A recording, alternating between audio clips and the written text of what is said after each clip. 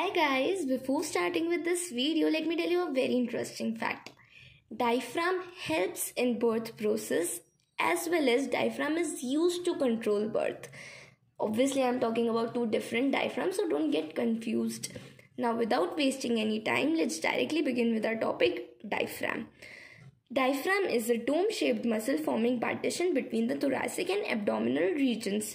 हम इस डायग्राम में देख सकते हैं डायफ्राम एक डोम शेप्ड मसल है, डोम फॉर्म करती है और पार्टीशन फॉर्म करती है between the thoracic and abdominal regions.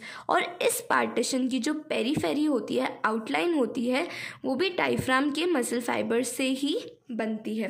Fine. Diaphragm is a chief muscle of respiration. ये हम सब जानते ही हैं, रेस्पिरेशन में सबसे ज़्यादा इंपॉर्टेंट रोल ही डायफ्राम का होता है। Muscle fibres form periphery of partition. They arise from circumference of thoracic outlet and are inserted into the central tendon. अब इसका क्या मतलब है? सबसे पहले हम ये देखते हैं thoracic outlet क्या होता है। thoracic outlet बेसिकली एक आउटलेट है। आउटलेट किसे कहते हैं हम? जहाँ से चीज़ें, स्ट्रक्चर्स कुछ निकल कर बाहर की साइड आते हैं। तो thoracic आउटलेट में से thorax रीजन के स्ट्रक्चर्स बाहर निकलकर थोरैक्स से बाहर निकलकर आते हैं। अब थोरैसिक आउटलेट जो है ये क्लैविकल और फर्स्ट रिब के बीच में फॉर्म होता है। थोरैसिक आउटलेट में से वेन्स बाहर निकल के आती है, आर्टरीज बाहर निकल के आती है, नर्व्स बाहर निकल के आती हैं एंड कुछ मसल फाइबर्स भी इसमें से बाहर निकल के आते हैं जो नीचे की तरफ कंटिन्यू होते हैं और सर्कमफेरेंस या फिर पेरिफेरी बना देते हैं थोरैसिक आउटलेट की। जैसे हम इस डायग्राम में देख सकते हैं, सपोज यहाँ से थोरैसिक आउटलेट इनिशिएट हुआ है और ये आगे जाके सर्कमफेरेंस बना रहा है थोरैसिक आउटलेट का। मतलब इधर मसल फाइबर्स और बाकी स्ट्रक्चर्स कंटिन्यू होंगे।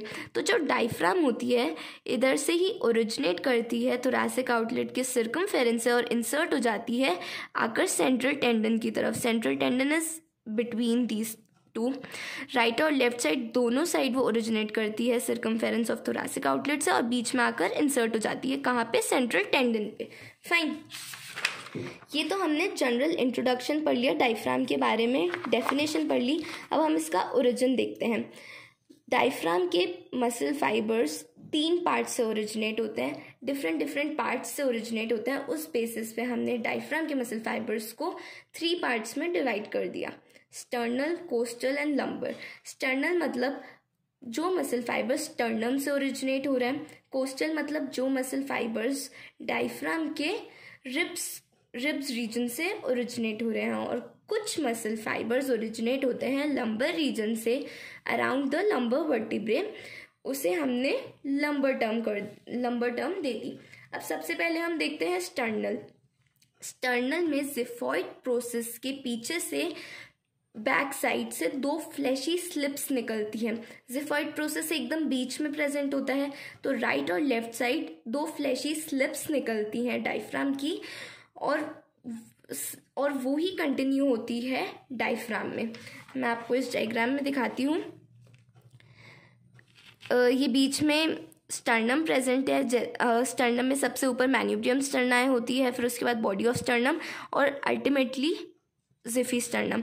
तो जिफी स्टर्नम में राइट और लेफ्ट साइड से 2 फ्लैशी स्लिप्स निकलती हैं, स्मॉल स्ट्रक्चर्स निकलते हैं मसल फाइबर्स के और फिर उसके बाद वो किस में कंटिन्यू होते हैं? डायफ्राम में। फाइन। जिफॉइड प्रोसेस के बैक साइड से। ये तो हो गया स्टर्नल पार्ट। फिर उसके बाद कोस्टल रीजन। कोस्टल रीजन में ओरिजिनेट होती है वो 6 रिब्स, लोअर 6 रिब्स के इनर सरफेस से और उसके आसपास के जो कुछ स्ट्रक्चर्स प्रेजेंट है, कार्टिलेज प्रेजेंट है, उधर से भी मसल फाइबर्स ओरिजिनेट होते हैं। ये लोअर 6 रिब्स हैं, तो इन लोअर 6 रिब्स के इनर सरफेस से ओरिजिनेट होती है डायफ्राम के मसल फाइबर्स। मतलब बाहर की साइड तो रिब्स होते हैं और अंदर की साइड डायफ्राम प्रेजेंट होती है। जैसे इसमें आपको रिब्स बाहर की साइड नहीं लग रहे, बट रिब्स बाहर की साइड प्रेजेंट होते हैं। फाइन। तो लोअर 6 रिब्स के इनर सरफेस से और उसके बीच में जो कार्टिलेज प्रेजेंट होते हैं उधर से ओरिजिनेट करती है और कुछ आसपास के स्ट्रक्चर से भी ओरिजिनेट होती है डायफ्राम के मसल फाइबर्स। फिर उसके बाद आते हैं लंबर रीजन। हाँ, एक और पॉइंट, कोस्टल रीजन में जो डायफ्राम के मसल फाइबर्स होते हैं वो इंटरडिजिटेट करते हैं with the transverse abdominis muscle fibres. Interdigitate का मतलब होता है वो इस तरीके से इंटरमिक्स हो जाते हैं ट्रांसवर्स एब्डोमिनस के मसल फाइबर्स के साथ। जैसे हम इस डायग्राम में देख सकते हैं, ये तो प्रेजेंट है डायफ्राम के मसल फाइबर्स और ये है ट्रांसवर्स एब्डोमिनस के मसल फाइबर्स। ये मैंने लॉन्गिट्यूडनल शो किए हैं बस इसको डायफ्राम से अलग डिमार्केट करने के लिए। बाकी दोनों मसल फाइबर्स ट्रांसवर्स एक्सिस में ही प्रेजेंट होते हैं, जैसे कि हम इस डायग्राम में देख सकते हैं। Transverse abdominis literally transverse axis में और इस तरीके से ही प्रेजेंट होती है। तो दोनों इतनी आसपास प्रेजेंट हैं और दोनों सेम लॉन्गिट्यूडनल एक्सिस में रन करते हैं, तो दोनों इंटरलॉक हो जाते हैं, इंटरमिक्स हो जाते हैं दोनों फाइबर्स। कौन से रीजन में? कोस्टल रीजन में। फाइन। फिर उसके बाद हम बात करते हैं lumbar part of diaphragm muscle की। लंबर पार्ट में वो ओरिजिनेट करते हैं मीडियल और लेटरल लंबोकोस्टल आर्चेस से। अब लंबोकोस्टल आर्चेस क्या है? ये डायफ्राम का एक ट्रांसवर्स सेक्शन है। इस तरीके से हमने डायफ्राम को कट किया और हम नीचे से डायफ्राम को ऑब्जर्व कर रहे हैं। ये वो वाला डायग्राम है।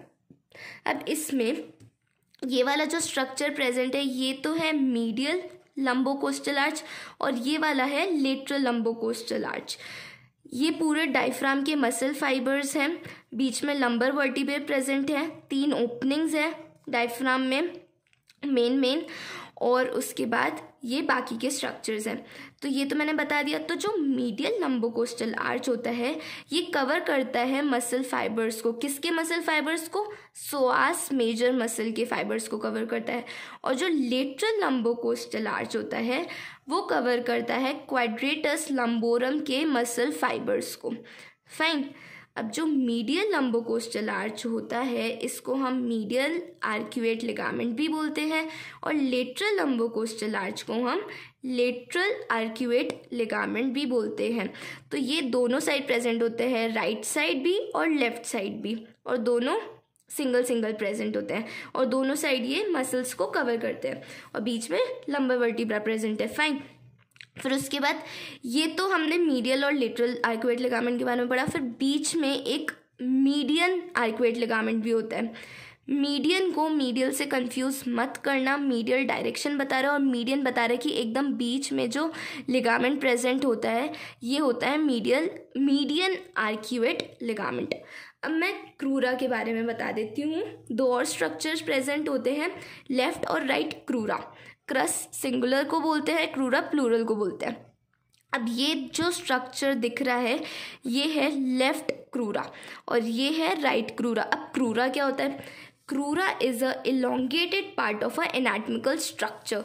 अब हम देख सकते हैं ये एक इलोंगेशन की तरह ही हमें दिखाई दे रहा है। तो ये है लेफ्ट क्रूरा और जो राइट साइड प्रेजेंट है वो है राइट क्रूरा। लेफ्ट और राइट क्रूरा के भी 2 फाइबर्स है। एक तो मीडियल फाइबर्स है दोनों के जो मीडियल साइड प्रेजेंट है और लेटरल फाइबर्स जो लेटरल साइड प्रेजेंट है। तो ये जो दोनों साइड के लेफ्ट और राइट क्रूरा के मीडियल फाइबर्स हैं ये कंटिन्यू होते हैं ऊपर की तरफ और ये आयोटा के अराउंड एक सर्कल फॉर्म कर देता है, मतलब सेमी सर्कल। आयोटा को एनसर्कल कर देते हैं। Medial fibres of right and left crura encircles the aorta and forms a median arcuate ligament. Fine. ये हमने पढ़ ली medial lumbocostal arch, lateral lumbocostal arch surround cover करती हैं 2 मसल्स को। फिर उसके बाद हमने लेफ्ट क्रूरा राइट क्रूरा पढ़ा और पढ़ा मीडियन आर्क्यूएट लिगामेंट। फाइन। तो जो लंबर रीजन के फाइबर्स होते हैं डायफ्राम के वो ओरिजिनेट करते हैं मीडियल और लेटरल लंबोकोस्टल आर्चेस से या फिर आर्क्यूएट लिगामेंट से और लंबर वर्टिब्रे से by right and left crura. Lumbar vertebrae से ही अटैच थे, हमने देखा था क्रूरा। ये लंबर वर्टिब्रा है बीच में और इधर से क्रूरा के फॉर्म में मसल फाइबर्स निकल रहे हैं और किस में कंटिन्यू हो रहे हैं? डायफ्राम में। फाइन। फिर उसके बाद medial margins of 2 crura form a tendinous arch across the front of aorta called as median arcuate ligament. Arcuate का मतलब होता है कर्व्ड या फिर बो शेप्ड। हमने सारे आर्क्यूएट लिगामेंट में देखा था एक सेमी सर्कल सा ही फॉर्म हो रहा था, वो बो शेप्ड था।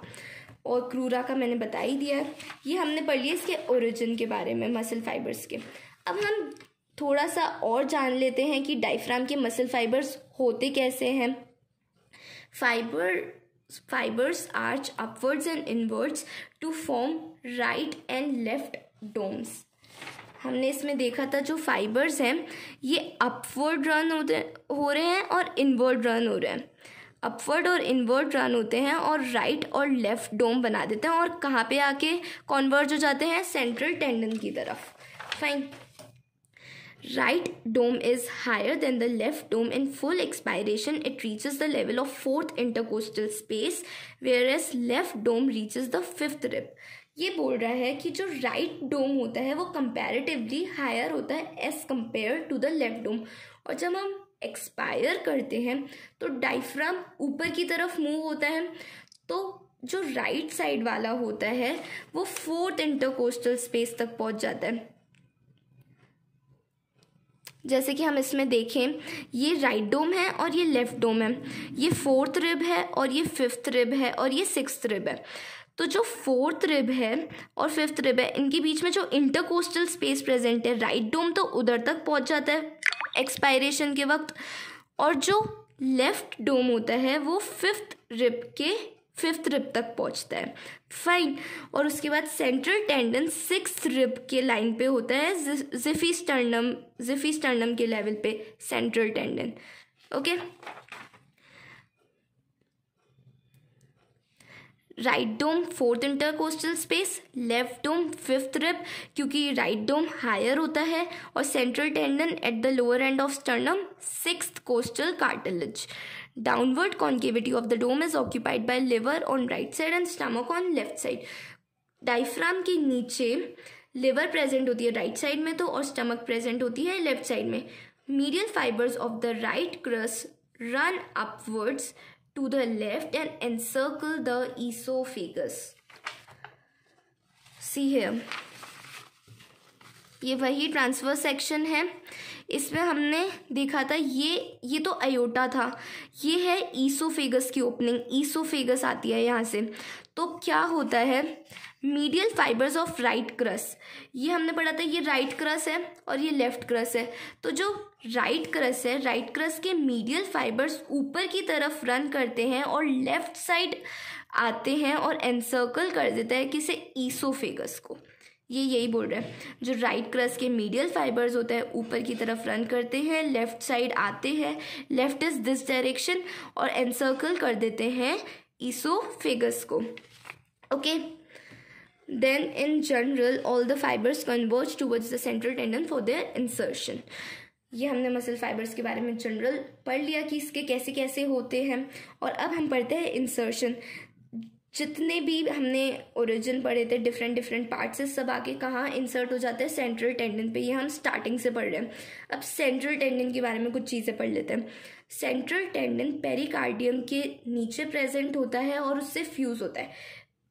डायफ्राम के ऊपर क्या प्रेजेंट होता है, हार्ट, और हार्ट की कवरिंग को हम क्या बोलते हैं, पेरिकार्डियम। तो जस्ट पेरिकार्डियम के नीचे डायफ्राम लाई करता है और पेरिकार्डियम से फ्यूज होता है। डायफ्राम जो होता है ये सेंट्रल टेंडन जो होता है ये ट्राइलोबर होता है शेप में। हम अगर इस डायग्राम में देखें तो ये भी डायफ्राम का एक ट्रांसफर सेक्शन है जो कि हम नीचे से देख रहे हैं।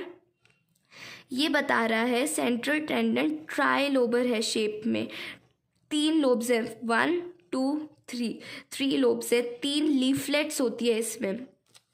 ठीक है। और क्या बता रहा है ये, सबसे पहले तो इसने बोला 3 लीफलेट्स होती है, ट्राइलोबर होता है। जो मिडल लीफलेट होती है वो ट्रायंगुलर होती है और एपेक्स डायरेक्टेड होता है टुवर्ड्स द जिफॉइड प्रोसेस। अभी हमने इसमें पढ़ा था कि जो स्टर्नम जो सेंट्रल टेंडन होता है वो 6th कोस्टल कार्टिलेज के लेवल पे प्रेजेंट होता है at the lower end of sternum. मतलब जो मिडल लीफलेट होती है ये तो ट्रायंगुलर तो होती है, और इसका जो एपेक्स होता है वो डायरेक्टेड होता है टुवर्ड्स द जिफॉइड प्रोसेस, और जो राइट और लेफ्ट लीफलेट है वो टंग शेप होती है। ओके। तो ये सब सिंपल सी चीज़ें हैं सेंट्रल टेंडन की जो हमें याद रखनी है। उसके बाद इंसर्शन हो गया, उसके बाद आती है ओपनिंग्स इन डायफ्राम। डायफ्राम ऐसे नहीं है कि बिल्कुल ही रिजिड मसल हो जिसमें से कुछ चीज़ आसपास आर पार नहीं कर सके, ऐसा नहीं होता। बहुत सारी ओपनिंग्स प्रेजेंट होती है डायफ्राम में, और उन ओपनिंग्स को हमने 2 पार्ट्स में डिवाइड किया है, लार्ज ओपनिंग्स और स्मॉल ओपनिंग्स। लार्ज ओपनिंग्स में भी 3 मेन ओपनिंग्स हैं, आयोटिक, ईसोफेजियल एंड वीना केवल ओपनिंग्स।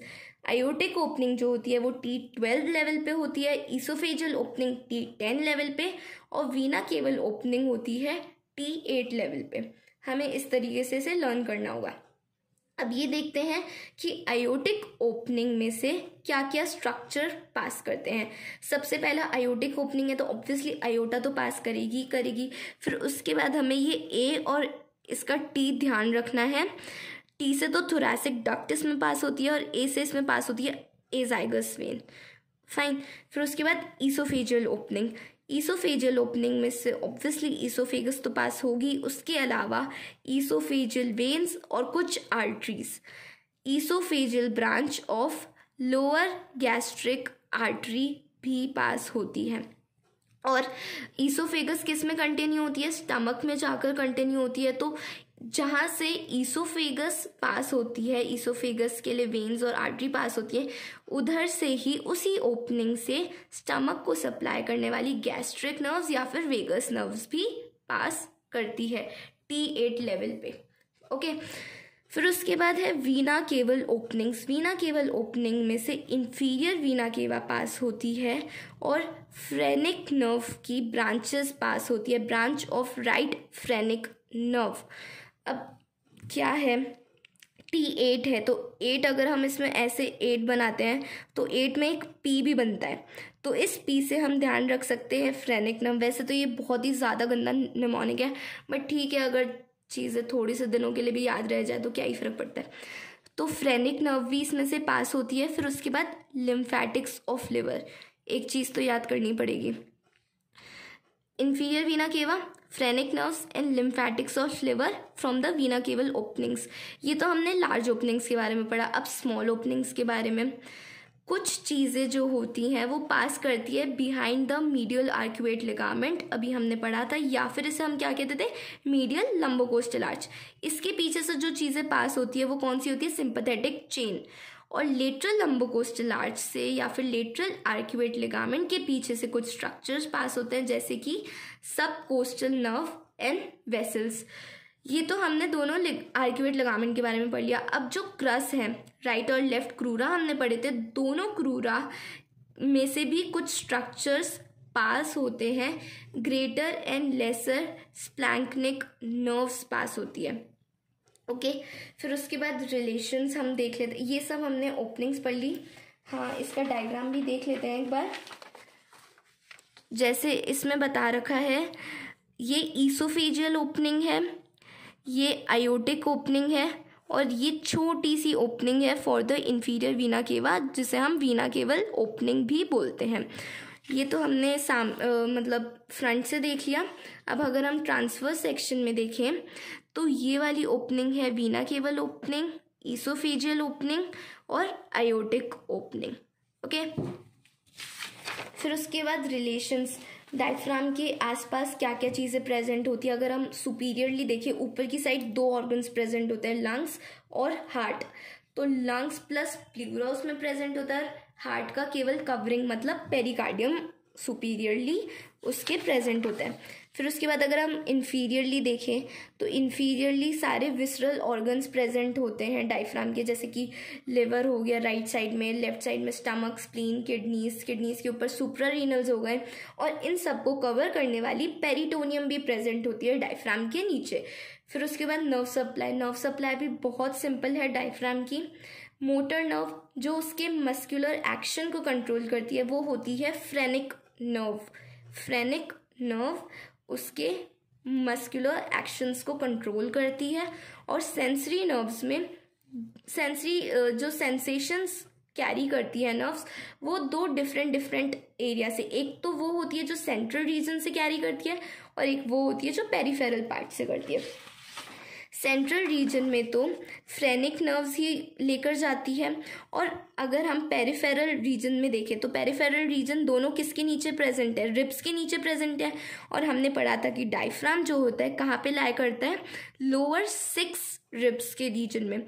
तो जो लोअर 6 थोरैसिक नर्व्स होती हैं वो ही सेंसेशंस कैरी करती है from the peripheral part of the diaphragm, और सेंट्रल पार्ट से कैरी करती है सेंसेशंस फ्रेनिक नर्व। फाइन, अब उसके एक्शंस, सबसे पहले ये प्रिंसिपल मसल होती है इंस्पायरेशन की, as we all know. Expulsive acts के लिए रिस्पॉन्सिबल होती है डायफ्राम, फिर वो चाहे ओरल रूट से हो, एनस के थ्रू हो या फिर यूरेथ्रा के थ्रू हो। Sneezing, coughing, vomiting, micturition. Micturition is urination, defecation is removal of feces, and then parturition. It helps in birth process.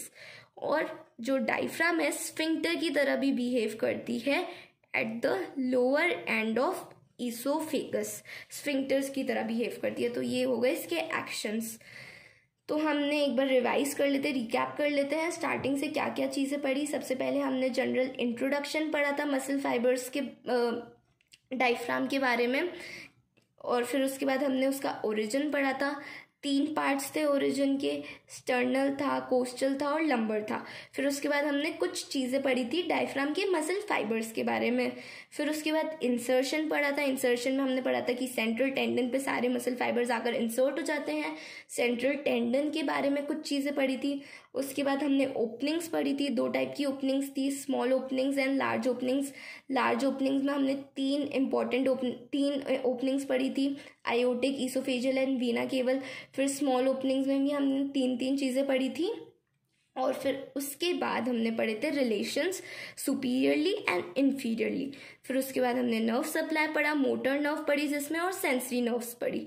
और फाइनली हमने देखे डायफ्राम के actions. So basically this is all about diaphragm. आप लोगों को मुझे लगता है आप लोगों को समझ आया होगा। And thank you so much for watching my video. And if you want the pictures of my notes, you can refer to my Instagram page by the name Caduceus_Khyati. Link is also given in description box. Thank you.